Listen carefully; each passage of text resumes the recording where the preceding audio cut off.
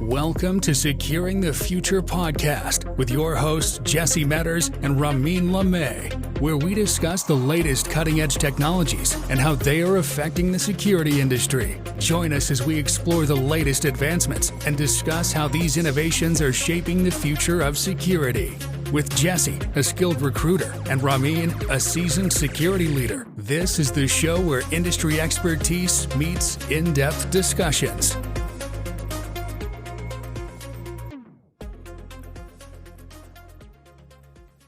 We're back. Welcome, everyone, to Securing the Future podcast. I am your host, Jesse Metters, and with me, as usual, is my trusty co-host, Ramin Lameh. What's up, everyone?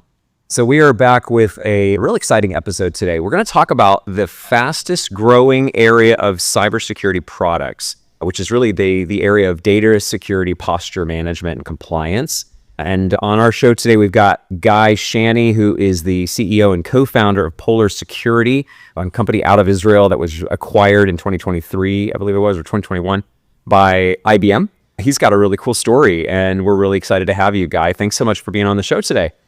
Thanks for having me, guys, and good morning.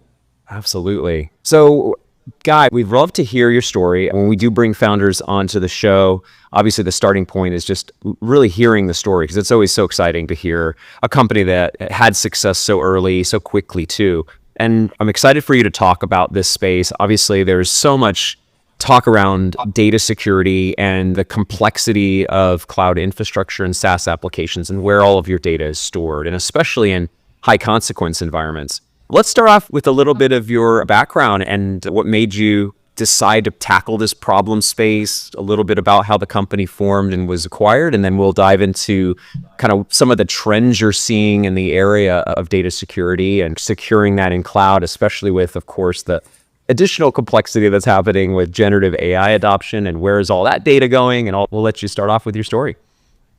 Sounds good. And actually, that's an interesting one, because at the beginning, we were focused on another direction. So I'll give you the full story, because I think it's an interesting one. Roy, my friend, co-founder and CTO, we both spent most of our career, like about 12 to 15-ish years at the Israeli Prime Minister's office and Unit A200, which is similar to the NSA. Now, we ran and were exposed to national state cyber attacks, sophisticated attacks. And I also led the move to the vulnerability side. I led the vulnerability research in the organization and so on. So I was in deep tech. So the initial focus we had was, hey, we have companies, they have data stores, sensitive data in their databases, shared storages, and so on. Let's protect them against sophisticated cyber attacks. So that was the initial focus. Then we decided to leave our jobs. So we left the jobs, we moved to the two guys in the garage mode. We bought and everything was before we even started Polar, the company, before we raised money, just two engineers in a garage that want to start their own baby. So we bought the LinkedIn's premium, and we started reaching out to CISOs and practitioners, to many different companies. Day and night, I think slept like 4 hours a day. That's all. And the rest, we just drank booze, alcohol, and reached out to CISOs. Now, only in Israel can you do that. Exactly. Also the time difference. So we had to stay awake at night. And so people are kind, and they hopped on to a call with us to just give feedback about the space, about protecting sensitive data, give feedback about the challenges around it and what they are facing, and whether it's one of their top three pains, and also about our idea on how to solve it. I think we managed to speak with like 44-ish CISOs. By the way, also Fortune 500 companies. Again, people are kind, they just hopped on to help. And the more conversations we had, we found out that sophisticated attacks for the data stores, that's just the tip of the iceberg. We understood that companies, they even they don't know what to protect. They don't know where the sensitive data is, where it goes, who is accessing the sensitive data. And moreover, with the expansion and the move to the cloud, SaaS solutions and the data warehouses, they are losing control for the sensitive data. And analogy that I always say, it's like you're a bank that wants to protect thousands of safes in a continuous fashion, but the safes are distributed across the globe. You need to know where are the safes, what's inside, who is accessing the safes, and where the money goes, right? So we understood that today they're mapping where the sensitive data is located. What sensitive data do they have in the company? Let's say you're a financial institute. You have credit cards sprawled in your on-prem side. You want to understand and make sure you don't have credit cards sprawled also in your SaaS or cloud, AWS, GCP, Azure, Salesforce, Snowflake, and so on. So you need something to continuously monitor and give you a complete visibility of what sensitive data you have, where it is, who is accessing the data, where the data goes, all the data flows, where the data is flowing, and then make sure that the sensitive data is well protected and also it follows regulations. Because GDPR, you need to make sure that sensitive data is not leaving Europe, right? But what if you have a server in India that communicates with some database in Germany? You need to be aware of these data flows happening. Yep. So that's what we saw. That today, the way to get this visibility is completely manual. The security goes and interviews R&D when a new feature is being created to better understand what sensitive data is involved, who is accessing, where it's stored, and so on. We saw that the initial problem we thought of, hey, there is a super sophisticated attack, a national state attack that could be on this kind of database in the cloud or this data warehouse. That's, again, just the tip of the iceberg. And once we understood it, we started to build layers. The first layer is visibility of what sensitive data you have across the ecosystem, across multiple clouds, because all companies are multi-cloud, across SaaS solutions, across data warehouses. So first, let's see where the data is located. Second, let's automatically classify the data, because you need to know if you have PIIs, PHI, PCI data inside, dev secrets, and proprietary type of data you have, and so on. Then let's map the data flows, who is accessing what, where the data is going, and then let's protect it. Let's make sure that you won't be the next data breach. A few examples, by the way, top of my head. I don't know if you recall the data breach happened, the past year, I think, to Disney. Disney, for instance, their Slack got breached. Oh yeah, the Slack one. Yeah, of course. Exactly. Another one, by the way, that was in Slack. Imagine you have in Slack lots of channels with sensitive data stored there. Another one, Optus. Optus, the largest telecommunication company in Australia. They had a breach about 2-ish years ago. Third of Australia's populations, all of their PIIs got leaked. Verizon had something similar in AWS. Again, last year, 3 million PIIs got leaked. Verizon, it was in AWS. Optus, if I recall correctly, it was in another cloud. The Disney one was in Slack. You had also the one that was in Snowflake, I think last year also, that a lot of people talked on. So what I'm trying to say is that data is everywhere, and you need to make sure it's well protected. So once we understood it, we went to raise money. Again, we didn't have any code that we wrote already, and it was like the idea, the problem statement, the way to solve it in a continuous fashion, and the presentation. So we went to raise money.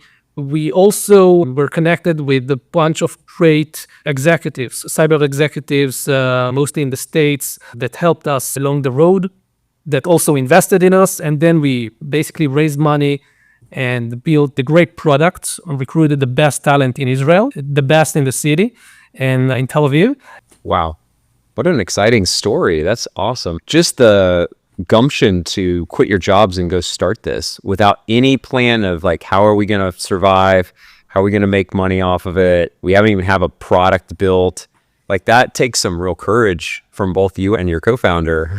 So, wow, just another great story of someone who just took that risk to jump into a problem space that they knew needed to have major attention to it. And then you actually built it, got the investors right, just put all the time and work into getting the right information from the right people. Yeah.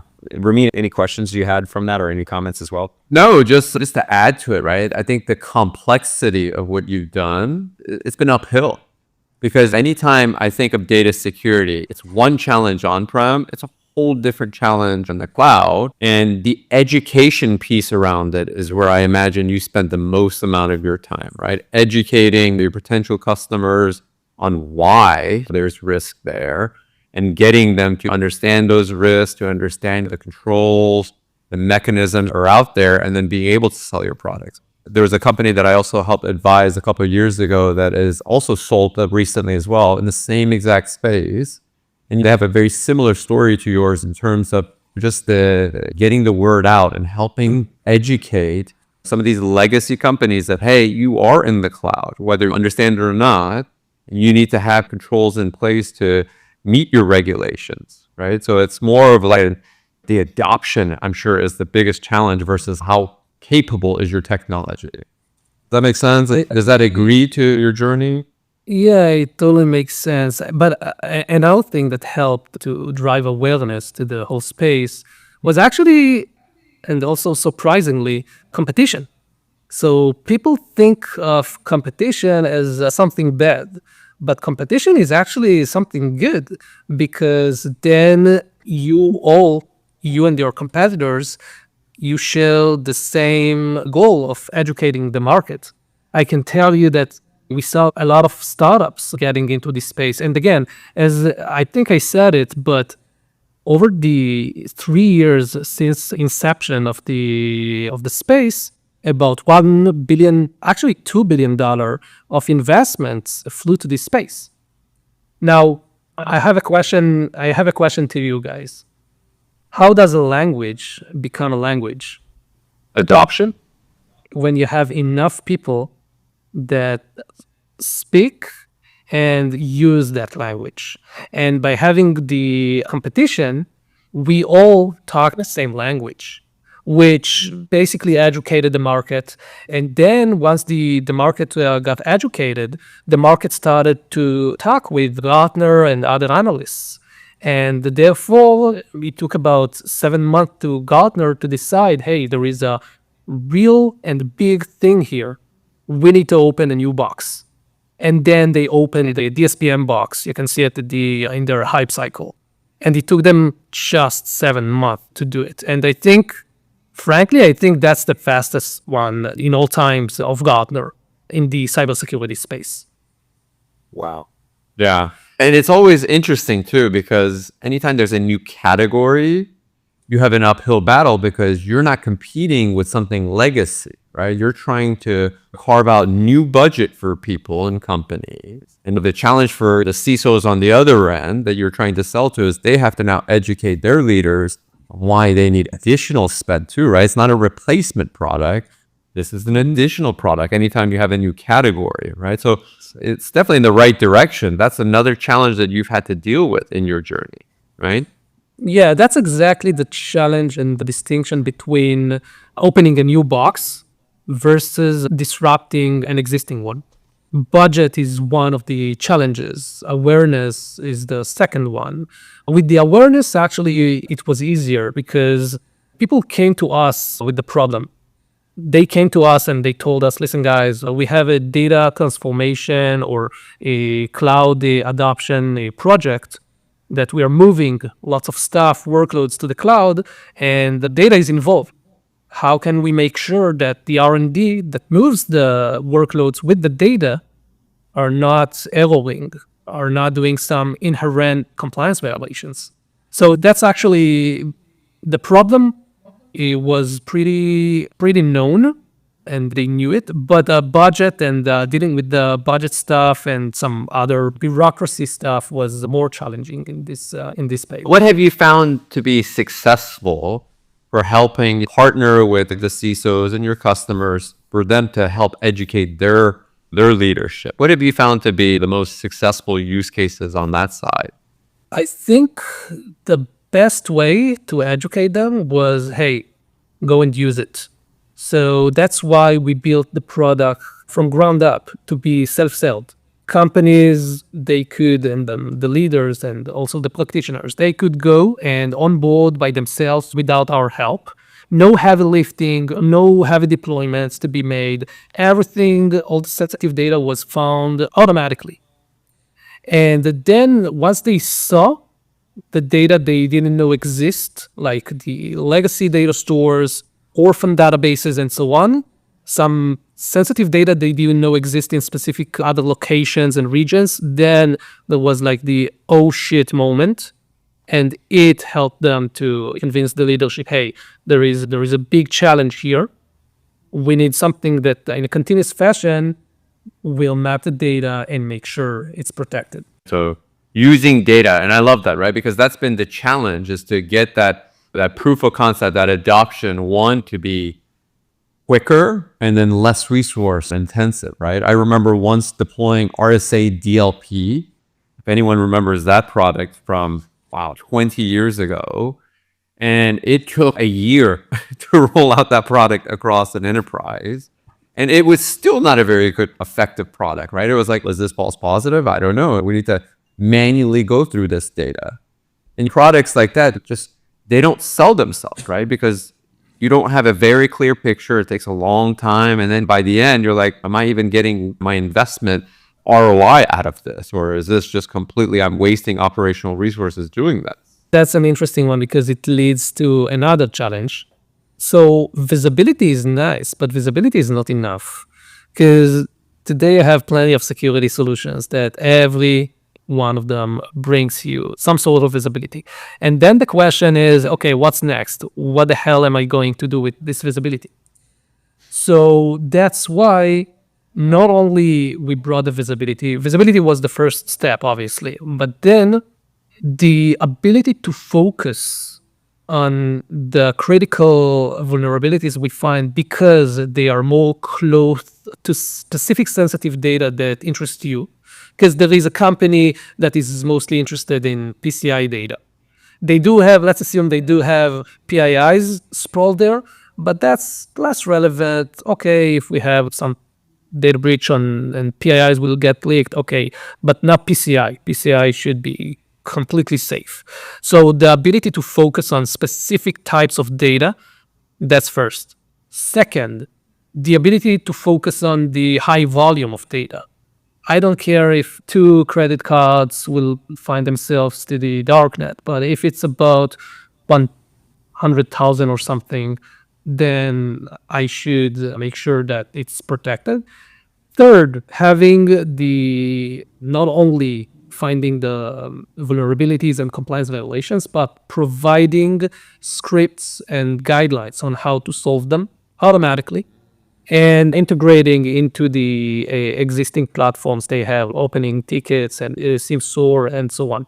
So when you are combining the focus, the high volume, prioritization, and connecting scripts to mitigate and connecting to the existing environments to mitigate, then visibility becomes more proactive and then actionable, right? You're actionable, actually. Yeah. Yeah. And I think that's really important, right? Because I remember whether it was like a packet capturing type of technology, whether it's a firewall, whether it's a DLP, these technologies can be very noisy. So it's very important to be able to have a good baseline and then look for kind of like the anomalies, right? And be able to quickly detect those, right? Because I imagine the scenario where if someone is coming after your sensitive data they're not coming to steal your sensitive data one at a time, right? They're going to come and look to export as much as they can, as quickly as they can. And that's where the closer you are to real-time visibility and then into actions, the more you're set up for success to be able to stop that situation. Versus where if you don't have a good visibility, you don't have good baseline, your tools are too slow for real-time kind of capability, and then you're more tied to manual actions, right? You're less likely to be able to catch those and then even to be able to identify them. I definitely see that direction going. And I'd love to even hear, I know we interrupted your story in terms of where your story started and where it is now. And then just to hear where it's going as well. Where does IBM see the shift from where you guys saw it? Where is your focus today versus 2 years ago? I think that would be great to hear as well, because it paints the picture of where the trend is going, right? Exactly. Yeah, I don't recall where I start in the story, but we raised the money, we built a great product, we won lots of clients, including Fortune 50 clients. And then we joined forces with the great team in IBM. IBM, they are disruptive in the ecosystem. They are doing great on-prem side of the data security. Okay, so they have, I think, the best products in the space. And they got a lot of attention and from clients with regards to sensitive data moving to the cloud. They got a lot of requests from clients. Hey, data is no longer in a basement. Data is sprawled also out there in the cloud, SaaS, and warehouses. We need to protect, you need IBM to protect our data there. So it was like a natural that this extension to cloud, SaaS, and warehouses. And therefore, we joined forces with IBM. So now I'm leading cloud data security in IBM, as well as the AI security product we have. I'm happy to talk about this one because that's also a natural space extension to the data security space. Yeah, I'm having sometimes as I'm talking with new clients that are doing something new, using AI or leveraging it or trying to protect against it, like for the employees internally, or using it as a tool to augment something and create more efficiency. So how are you seeing the challenges of, let's say you want to implement some type of LLM inside of an organization and now there's data going in there and you don't want the sensitive data going into something that's public, or you decide, hey, we're going to create our own LLM internally and build it and leverage a private instance of OpenAI as an example. I don't know. There's so many different ways to do this and things that continue to innovate every day, it feels like. What are you seeing with regards to the product you offer and how does it attack this problem surface? So let's try to see it from the eyes of the customer. Okay. Sure. So what type of customers are utilizing LLMs? You have the takers, shapers, and makers. Takers, these are the guys utilizing ChatGPT, Llama, and so on. Okay, they're basically the employees are going into ChatGPT, searching stuff, and so on. There, the challenge is straightforward. You don't want sensitive data to be leaked to there. You don't want an employee to copy paste some internal files into ChatGPT. That's trivial.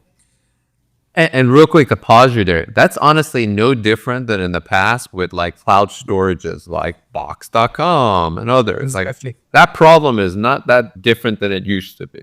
Go on. Exactly. If you're asking me, there are a bunch of different types of solutions existing ones that will solve this challenge. DLP side of the world, browser security, and so on. So that's the takers. Then you have the shapers. Shapers are the ones that are going to use existing foundational models and train them or tweak them with their corporate data to get some benefits. Mm-hmm. For instance, you want to create to handle sales, a chatbot for support, and so on. So you're utilizing existing models, feeding it with your sensitive data, and creating some value to the business. And then you have the makers. Makers are the ones creating their own models, like in the autonomous car industry. I think the main or the biggest problem is with the shapers. Because the shapers, again, They are feeding the models with existing data. That's the focus. Now, they need, again, visibility. Visibility of what are the models being used in the company. Are they through Azure OpenAI? Are they directly with OpenAI or other companies? Whether an employee just downloaded an open source model, trained it, and then attached it to the application. So first, let's get a complete visibility of all the models. Let's understand what data is going into the models. Then let's understand how the model is being utilized. You can imagine the models like hubs, like switch in the network. It's an interface to your data stores, and you want to better understand what data goes there and who is utilizing it and for what reasons, and whether this someone gets an access and exposure to sensitive data it shouldn't be able to access through the model, obviously. So that's what we are doing. We are providing a complete visibility of the models, the data involved, the usage, and then we protect the data and the AI data pipelines from breaches, bad accesses, and so on. It almost sounds like a firewall. Is that kind of how you That's a good terminology. I hear a lot of clients call it AI firewall. But it's not just a firewall, because a firewall is just, that's a component, right? You need visibility, you need to map the data and understand whether sensitive data is involved. That's here the connection. It's more like next-gen firewall. Yes. Yes, because it has to be features. It can be like the next gen terminology, but yeah.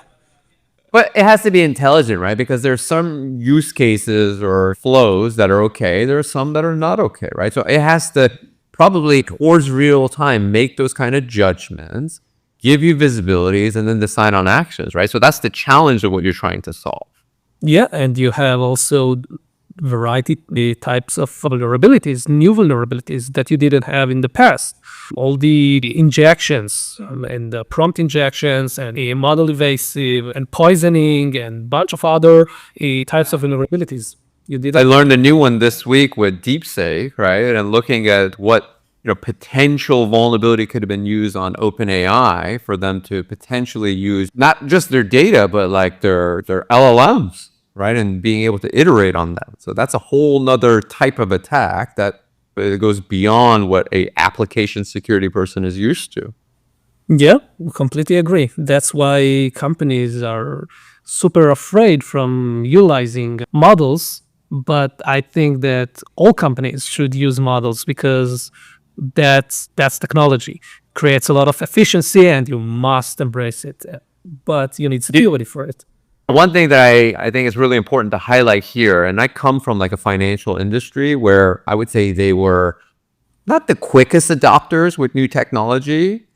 Companies need to be aware that whether they adopt these things or they adopt AI or controls, they're going to happen. They need to lean, in my opinion, they need to lean in with a more proactive model with controls, with guardrails, and allow their developer teams and their infrastructure teams or DevOps teams to figure out the right balance, right? That you can't just have an organization in 2025 say, we're not going to use AI, right? That's just impossible. You cannot control every screen.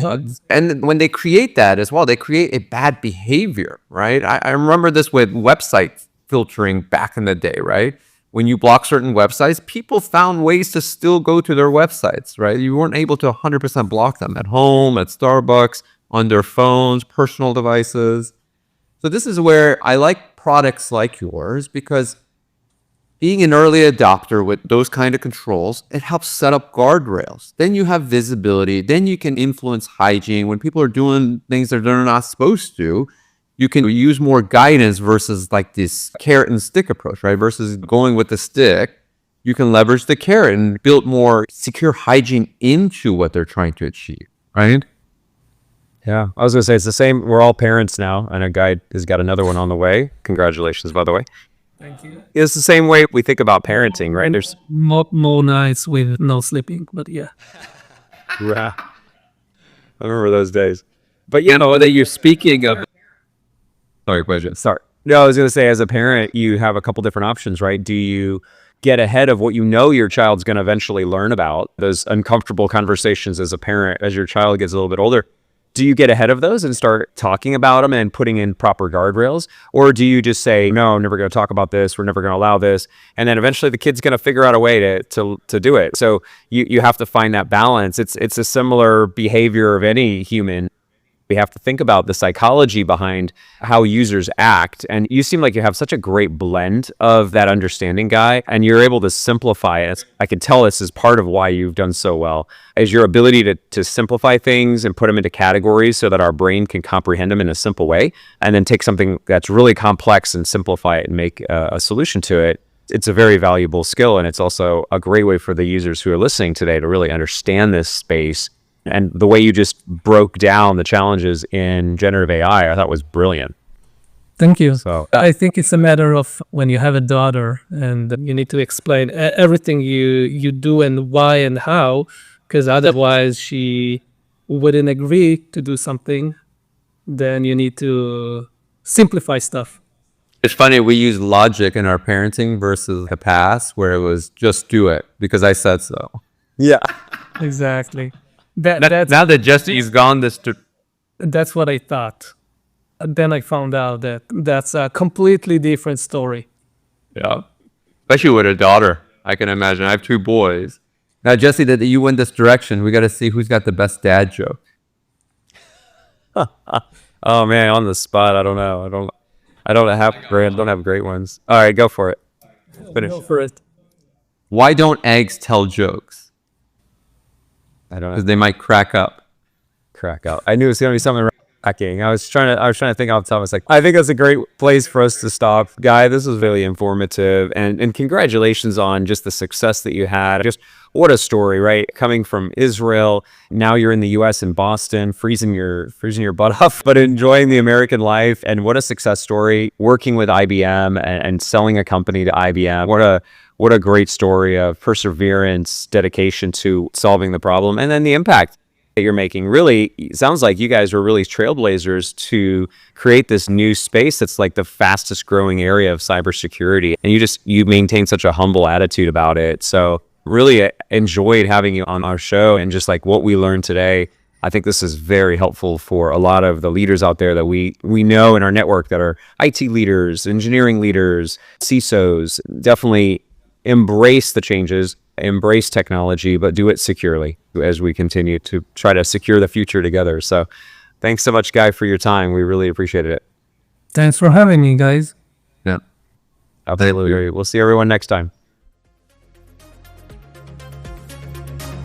Thanks for listening to this episode of Securing the Future podcast with your hosts, Jesse Metters and Ramin Lamay. If you enjoyed, make sure to hit subscribe and leave a rating.